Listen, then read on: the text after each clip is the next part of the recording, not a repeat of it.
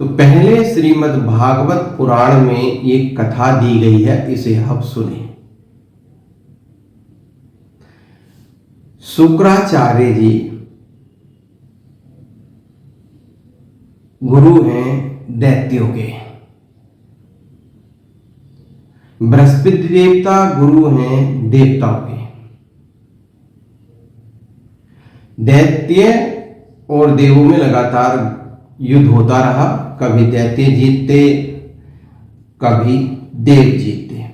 आज भी देखो, कभी सनातन आगे होता है, कभी कोई आगे होता है, कभी अच्छाई आगे होती है, कभी बुराई आगे होती है। इस बार देवता हार गए और दैत्य जीत गए।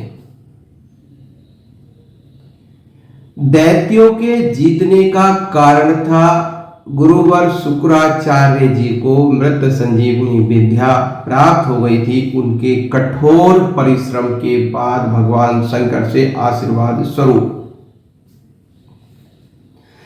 अब युद्ध में दैत्य जब मारे जाते तो मृत संजीवनी विद्या देकर गुरु महाराज शुक्राचार्य जी उन्हें जीवित कर देते।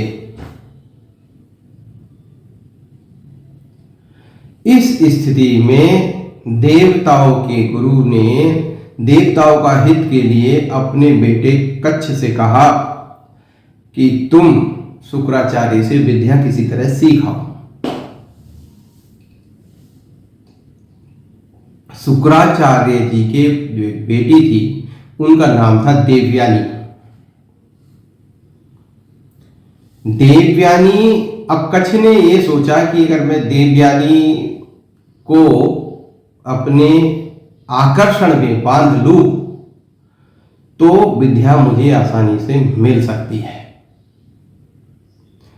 तो कच्छ वहां पर भेष बदलकर शुक्राचार्य के आश्रम गया।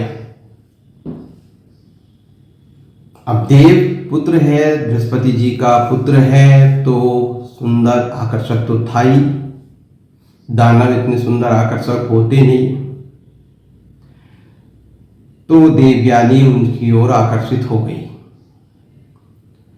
कच्छ ने खूब गुरु सेवा की। राक्षसों को, दैत्यों को लगा इस दाल में काला है, ये बाहर का आदमी है। उन्होंने प्लान बनाया इसे मार दो। और कच्छ को एक बार जब लकड़ी बीनने गया हुआ था गुरु महाराज के लिए, मार दिया और वहीं जला दिया। देवयानी को पता चला तो उसने गुरु महाराज से रोई, दुखी हुई। गुरु महाराज से अपनी बेटी का दुख न देखा गया और कच्छ को जीवित कर दिया उस राख से। अब की बार तो राक्षसों ने कहा कि अब के ऐसा काम करेंगे कि कच्छ दोबारा से जिंदा ना हो, क्योंकि गुरु महाराज को जिंदा करने के लिए किसी भी व्यक्ति को किसी पूर्व शरीर का कुछ ना कुछ चाहिए होता है, चाहे वो राखी क्यों ना हो। जैसे आने वाले समय में किसी भी डीएनए से व्यक्ति बनाना आसान हो जाएगा। अभी भी बाल से या किसी डीएनए से लोग क्लोन बनाते हैं। गाय बनाई है, अभी उससे पहले एक बकरी बनाई थी। तो ऐसे ही वो डीएनए से हम कुछ भी बना लेते हैं, वैसे ही शुक्राचार्य जी भी उस समय बना सकते थे। इस बार दैत्यों ने क्या किया, उसको जला के उसकी राख बना के शुक्राचार्य जी को ही पिला दी। अब जब कच्छ कहीं नहीं मिला तो देवयानी बहुत दुखी हुई, बहुत रोई चिल्लाई और उसने अपनी योग अभ्यास से पता करा कि देव कहाँ है और अपने पिताजी से कहा, पिताजी ढूंढो। पिताजी ने योग अभ्यास से कहा, हे कच्छ, तुम जिस भी रूप में हो, आत्मा तो रहती है सूक्ष्म रूप में, मैं सूक्ष्म रूप आत्मा का आह्वान करके कहता हूं कि बताओ तुम कहां हो। कच्छ ने कहा, गुरु महाराज आपके पेट में, डाइजेस्टिव सिस्टम में, पचने वाला। उस आत्मा ने कनेक्शन करके कहा कि मेरा जो शरीर का अंश है वो आपके शरीर में है। गुरु महाराज ने कहा, तो कैसे हो? उन्होंने कहा कि तुम अगर मैं तुझे जीवित करता हूं अपने पेट में अमाशय में, तो अमाशय फट जाएगा और तू निकल के आएगा तो मैं तो मर जाऊंगा, तो फिर मैं कैसे जीऊंगा। गुरु महाराज शुक्राचार्य ने कच्छ से कहा। कच्छ ने कहा, गुरुजी एक ही बात हो सकती है, आप मुझे अमृत संजीवनी विद्या सिखाओ पहले अंदर पेट में, यानी कि आत्मा को, और अमृत संजीवनी विद्या सीखने के बाद आप मुझे जीवित करो। जैसे आप मुझे जीवित करोगे मैं बाहर निकल के आऊंगा, और जैसे मैं बाहर निकल के आऊंगा मैं आपको जीवित कर दूंगा। अब शुक्राचार्य जी को इसके अलावा कुछ भी समझ में नहीं आया। उनका this is the best way, और जीवित हो गए कच्छ और पेट से निकल आए। शुक्राचार्य मृत हो गए और कच्छ ने फिर मंत्र पढ़ा वही अमृत संजीवनी और शुक्राचार्य को पुनः जीवित कर दिया। अब देवयानी ने कहा कि बहुत हो गया, अब हम शादी करते हैं। कच्छ ने कहा, अब तो मैं गुरु महाराज के पेट से निकला हूं, आपका भाई हो गया, शादी नहीं कर सकता। और दूसरा, मेरा उद्देश्य केवल अमृत संजीवनी विद्या सीखना था, पिता के आदेश से आया था, वो मेरी पूरी हुई। देवयानी बहुत ज्यादा क्रोधित हुई और कच्छ को श्राप दे दिया, तुम इस विद्या का प्रयोग नहीं कर पाओगे। कच्छ ने भी देवयानी को श्राप दे दिया कि तुम भी किसी जिससे भी शादी करोगे उसका करैक्टर खराब होगा, वो किसी और से मोहित होकर उसके साथ जुड़ेगा, तुम्हारे साथ जुड़ा ही नहीं रहेगा। देखा, यहां पे दो चीजें सीखने की हैं। छल से सीखी हुई विद्या कभी काम नहीं करती, जैसे कर्ण ने भी छल से विद्या सीखी थी और वो टाइम पर काम नहीं कर पाई।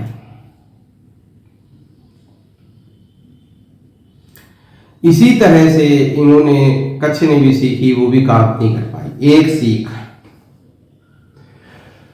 दूसरी सीख, केवल अट्रैक्शन और भावेश में आके हमें किसी से शादी और विवाह का प्रस्ताव नहीं कर लेना चाहिए जब तक हम ये ना जान सके उसका उद्देश्य जीवन का क्या है।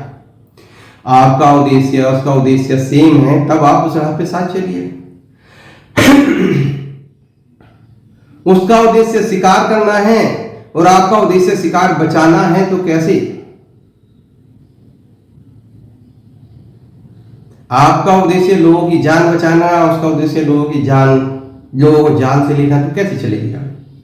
तो जिससे भी आप विवाह करने जाते हैं उसको उद्देश्य जीवन का पूछिए और सोचिए क्या उस उद्देश्य को तुम एक साथ, अट्रैक्शन नहीं, बॉडी का अट्रैक्शन नहीं, केवल कि सुंदर है हम भी सुंदर और बड़ा अच्छा चले ना, उद्देश्य। अगर जीवन के उद्देश्य एक होते हैं तभी आगे गाड़ी चलती, कोई भी पार्टनरशिप तभी चलती है जब उद्देश्य एक हो।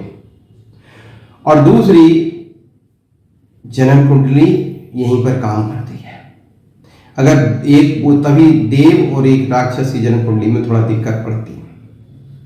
खैर छोड़ो, आगे चलते हैं। सीखी, यहां पे दो सीख मिल गई। हरि के विधान के अनुसार चलना चाहिए, अपने विधान में दिक्कत आती है। अगर आप प्रेम विवाह कर रहे हैं तो पहले उद्देश्य देख लेगा। एक उद्देश्य है, किसी वजह से आगे आपका प्रेम नहीं रहा, जो रहता नहीं है समानुसार, क्योंकि प्रेम तो शरीर से है, प्रेम तो आकर्षण है, स्वार्थों से है, लेकिन जब आपका उद्देश्य एक होगा तो कम से कम उसी बहाने आप बॉन्डेड रहोगे। जो भी हो, आगे चलते हैं। कच्छ तो अपने भटकते फिर रहे थे। उस राजकुमारी का नाम था शर्मिष्ठा, जिनके यहाँ शुक्राचार्य रहते थे, जिस राजा के यहाँ उनकी बेटी शर्मिष्ठा थी। एक बार शर्मिष्ठा और देवयानी स्नान करने गए और वहां कुआं था। कुएं पर स्नान करने के बाद देवयानी ने शर्मिष्ठा के कपड़े पहन लिए। वो जब शर्मिष्ठा ने ये देखा तो शर्मिष्ठा बहुत क्रोधित हुई, नाराज हो गई, बोली आपकी औकात क्या है? आप तो ब्राह्मण यानी कि गुरु, जो मेरे पिता की सलाहकार है, उनकी बेटी हो, राजकुमार जैसी कपड़े पहनने की तुम्हारी हिम्मत कैसे हुई? राजकुमारी के कपड़े तुमने कैसे पहने? और कपड़े छीनने के बाद देवयानी को कुएं में धक्का देकर आ गई। उधर से कोई क्षत्रिय राजा निकल रहे थे जिनका नाम था ययाति। राजा ने जब आवाज सुनी तो उसको देवयानी को वहां से निकाला। देवयानी ने राजा को देखा। राजा जो बहुत ही सुंदर आकर्षक थे, देवयानी ने उनका हाथ पकड़ा और कहा कि आपने निवस्त्र रूप में मुझे देखा है, तुम मुझसे शादी कर लो। राजा ने उसका परिचय दिया। राजा ने कहा, देखो जब तक शुक्राचार्य जी आज्ञा नहीं देंगे, इतने बड़े ऋषि हैं और उनसे पंगा लेने की मेरे में हिम्मत नहीं है, बुला के करेंगे तो मैं कर लूंगा, मुझे कोई दिक्कत नहीं। अब देवयानी घर गई, शुक्राचार्य को सारी बात कही और शुक्राचार्य से कहा कि आप इस राजा के यहां से हटो। शुक्राचार्य को बात लगी कि हाँ पुत्री का अपमान हुआ है। शुक्राचार्य राजा के पास गए और बोले कि हम आपका शासन छोड़ रहे हैं, हम जा रहे हैं। राजा ने पूछा क्यों, तो उसने सारी बात बता दी। राजा ने बहुत अनुनय विनय की और राजा ने अनुनय विनय की और उसके बाद राजा ने उनके पैर पकड़े कि आप रुक जाइए। तो शुक्राचार्य ने कहा, अगर तुम्हारी पुत्री मेरी पुत्री की दासी बनती है तब ही मैं रुकूंगा। राजा ने बात मान ली। देवयानी ने ययाति को बुलाया। शुक्राचार्य जी ने भी उसे पसंद कर लिया। देवयानी की शादी ययाति से कर ली और क्योंकि देवयानी की गुलाम बन चुकी थी वो राजकुमारी शर्मिष्ठा, तो वह और 100 कन्याएं और ययाति के साथ गई। ययाति कहीं ना कहीं शर्मिष्ठा से आकर्षित हो गया और धीरे से उसे पता भी चल गया है राजकुमारी है और गुप्त रूप से उससे संबंध बना लिए। उसके भी 2 पुत्र हुए। बात सच हो गई श्राप की। शर्मिष्ठा के भी 2 पुत्र हुए, जिसमें एक पुत्र का नाम पुरु था। अब ये बात जब शर्मिष्ठा को पता, जब ये बात शर्मिष्ठा का नहीं, देवयानी, सॉरी माफ कीजिए, देवयानी के भी जो 2 पुत्र हुए उसमें एक का नाम पुरु था, शर्मिष्ठा की देवयानी। जब देवयानी को पता चला कि शर्मिष्ठा से इसके गुप्त संबंध हैं, ये कहा जाता है कि जो जन्म कुंडली के 7वें भाग में शुक्र की दृष्टि या शुक्र 6ठे भाग में हो, वो 8वें भाग में शुक्र हो और 7वें भाग में उसकी दृष्टि हो या 7वें भाग में शुक्र हो, तो जब ये नीच का होता है तो इस तरह के संबंध होते हैं। शुक्र नीच का 8वें भाग में होता है, 7वें भाग के ग्रह का मालिक बनकर 8वें भाग में हो तो संबंध इस तरह की ज्यादातर लोगों के पाए गए हैं। ऐसी ये मुट्ठी बंद करते हैं। इस मुट्ठी बंद करने के बाद ये धाराएं जितनी होती है इसमें भी अगर 4, 5, 6 लंबी लंबी रेखाएं आ रही हैं तो भी ऐसा कुछ कहा जाता है। ज्योतिष में इस तरह का है। खैर अभी वो विषय नहीं है, फिर भी मैं इशारा कर दिया।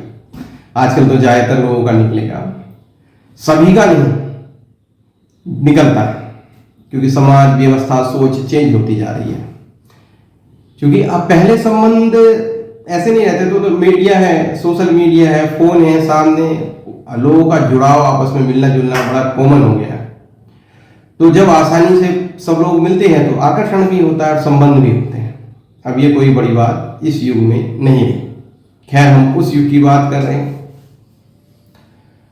तो देवयानी को बहुत क्रोध आया और देवयानी शुक्राचार्य जी से शिकायत की। शुक्राचार्य जी ने ययाति से कहा कि तुम इसी पल बूढ़े हो जाओ, और शुक्राचार्य के इस श्राप से, गुरु महाराज के इस श्राप से ययाति 90 साल के बूढ़ा जैसा हो गया। बाल सफेद और हमारे तो उड़ गए हैं, उनके तो पूरे सफेद हो गए, हाथ कांपने लगे, चेहरे पे झुर्रियां आ गई और खड़ा भी ना हुआ जाए। बहुत दुखी हुआ। देवयानी ने कहा, पापा ये बुढ़ा फिर मेरे किस काम का है, इसके लिए कुछ तो करो। उसने भी बहुत हाय तौबा की, बोले सब माफ कर दो, 2 के अलावा तीसरी पर नहीं जाऊंगा। शुक्राचार्य ने कहा कि अगर कोई व्यक्ति अपनी जवानी तुम्हें दे दे और तुम्हारा बुढ़ापा ले ले तो तुम जवान रह सकते हो, तुम भोग कर सकते हो। आदमी जवान क्यों रहता है? भोग करने के लिए। रियल में शरीर तो ईश्वर उपासना के लिए मिला है, ईश्वर ध्यान, ईश्वर रास्ते के लिए मिला है। परमपिता परमेश्वर की खोज के लिए मिला है। उस सर्वशक्तिमान ईश्वर जिसको अनेकों नाम, हजारों करोड़ों नाम से जाना जाता है, उनको एहसास करने के लिए, उनकी इबादत करने के लिए, उनकी पूजा करने के लिए, उनका ध्यान करने के लिए मिला है। आपका जो भी धर्म हो, आपका जो भी पंथ हो, आप जिस रूप में उन्हें चाहते हो उनका नाम लीजिए, है वही। खूब नाम लो, ध्यान करो, ख्याल करो कैसे होगे, क्या होगा। इससे ईश्वर से प्रीति बढ़ती है और इसे रूप योग कहते हैं। मूर्तियां भी इसलिए बनाई गई कि ईश्वर की हमने एक अपने हिसाब से अंदाजे से बनाई और प्यार हो, पहले यहां से शुरू हो, फिर असलियत में उनसे मिल लेंगे, ध्यान होगा, तब आगे बढ़ाने का। खैर, जो शर्मिष्ठा जी थी उनके दोनों पुत्रों ने मना कर दिया। देवयानी के एक पुत्र ने भी मना कर दिया और पुरु ने कहा, पिताजी जीवन आपका, आप ले लो। और वो खुद 90 साल का बूढ़ा बन गया और 18 साल 20 साल के जवान ने अपनी जवानी दे दी। ये आदि 100 साल तक जवानी भोगता रहा और 100 साल के बाद उसे अचानक एहसास हुआ, मैं किस गंदगी में फंसा हुआ हूं। मैं तो सोचता था कि भाई मेरी तृप्ति हो जाएगी, इसमें तो तृप्ति नहीं होती, इसमें तो जलन जलन जलन, रो रो रो रो, ये खत्म ही नहीं हो रही।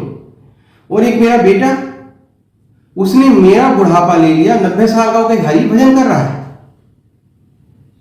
जनहित के काम कर रहा है, बुढ़ापे में भी ना किसी से बैर है, ना किसी से दोस्ती है, हर जीव जंतु का, सबका, मनुष्य सबका जितना भी हित हो सकता है हित करता है, शुद्ध अच्छे वचन बोलता है, भगवान का ध्यान भजन कर रहा है 90 में भी। और पिछले 100 साल से 90 साल का ही है, इतने दुख में धिक्कार है मुझे। और पुरु को वो अपनी जवानी देते और आशीर्वाद देते हैं। पुरु आगे बहुत विख्यात राजा बनते हैं भारत के।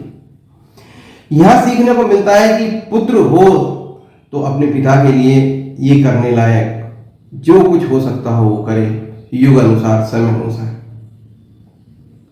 हमें भी करना चाहिए।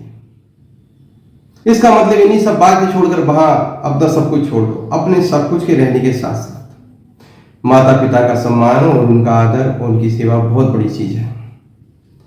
चरित्र भी बहुत बड़ी चीज है।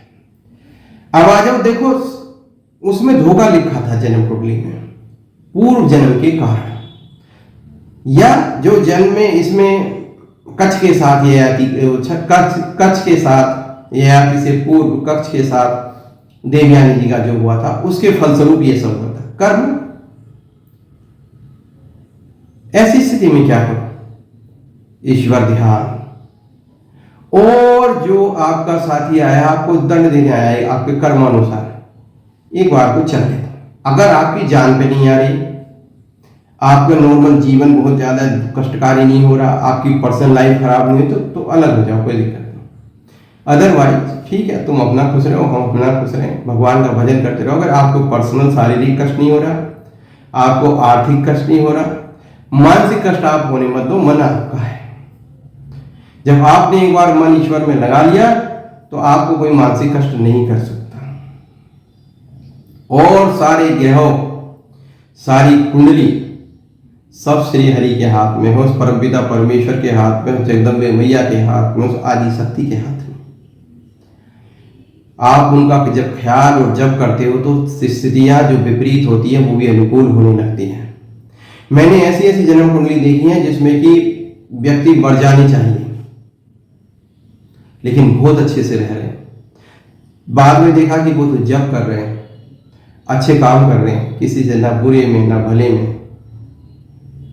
तो अच्छे काम करना, जो सृष्टि है, सृष्टि के लिए अच्छा काम करना भी ईश्वर को अच्छा लगता है। लेकिन ये सोच कर नहीं तुम कर रहे हो, ये सोच के ईश्वर की सेवा कर रहे हो, ईश्वर के लिए कर रहे हो, ईश्वर का कर्म ईश्वर के लिए किया जा रहा है, ये सोच के। और जितना हो सके उनका ख्याल और ध्यान करना। जब हम भगवान का इस तरह से ध्यान करते हैं, देखो मूर्ति इसलिए बनाएगी, हमने ख्याल रहा मन में बनाएगी, हमारे सर्वशक्तिमान ईश्वर है, जगदम्बा माता है, हम उनके पैर दबा रहे हैं, ऐसे सुंदर चरण हैं, ऐसे फूल अर्पित कर रहे हैं, जल से चरण धो रहे हैं, ये बहुत अच्छे अच्छे भोजन खिला रहे हैं। ये क्या एक कल्पना है, लेकिन इससे कनेक्टिविटी होती है ईश्वर से। आप ऐसे कल्पना मत करो, सीधे देखो ध्यान में ऐसे कहते हैं कमर सीधी कर लो, मूलाधार चक्र पर ध्यान लगाओ, स्वादिष्ठान पर चक्र पर ध्यान लगाओ, मणिपुर पे चक्र पर ध्यान लगाओ। अब आप हृदय चक्र पर ध्यान लगाओ, विशुद्ध चक्र पर ध्यान लगाओ, अब आजना चक्र पर ध्यान लगाओ, है ना। अब सहस्त्रारा चक्र पर ध्यान लगाओ, ऐसे कहते हैं। अनहद चक्र पर ध्यान लगाओ, ध्यान करो, दोनों भ्रुकुटियों के रूप में ध्यान लगाओ। श्री कृष्ण भगवान ने ध्यान दिया नाक को, नाक के आगे से इसको ऐसे लगाता है देखो, और भगवान का ध्यान करो। कुछ कहते हैं अपने इष्ट को सामने देखो आशीर्वाद दे रहे हैं, ऐसे सोचो, वो भी रूप ध्यान है। अब एक चीज करते करते आदमी बोर हो जाता है, ध्यान मन एक जगह रुकता नहीं है, तो मन को भगवान की क्रियाओं में, लीलाओं में लगा दो। पूरी पुरानी कोई लीला देखो, हाँ हमारे ईश्वर ऐसे थे, उन्होंने ऐसा किया ऐसा किया ऐसा किया। गुरु में भगवान देख रहे तो गुरु की लीला, बस सब चीजें धीरे धीरे अनुकूल और अच्छी होने लगेंगी। काम सब करना है, आसक्ति नहीं रखनी है। आसान है कहना, लेकिन अभ्यास से होता है। तो कैसे लगा आज का सत्संग? मुझे लगता है आपको आनंद आया होगा। आप भी ध्यान शुरू करेंगे, आप ईश्वर को जिस रूप में मानते हैं उस रूप में ईश्वर का जाप भी करेंगे। जबरदस्ती करो, नाम जाप के लिए कोई दिक्कत नहीं। गंदे से गंदी स्थिति में वो पुंडरीकाक्ष हैं, वो पाप को भी पुण्य कर देते हैं।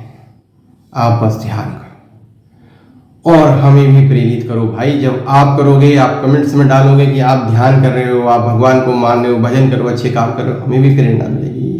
हमारे गुरु तो आप ही सब लोग।